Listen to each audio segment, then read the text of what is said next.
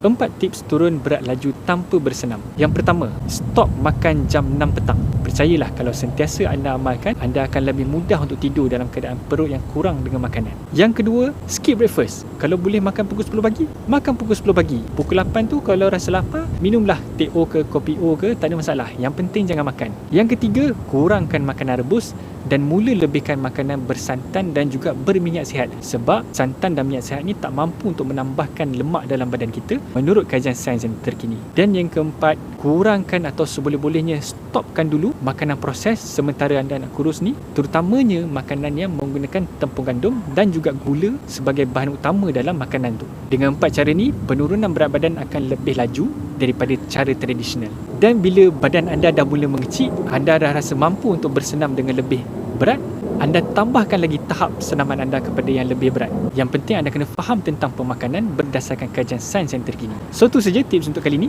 Jangan lupa tekan save supaya senang anda nak rujuk balik video ni nanti. Jumpa lagi.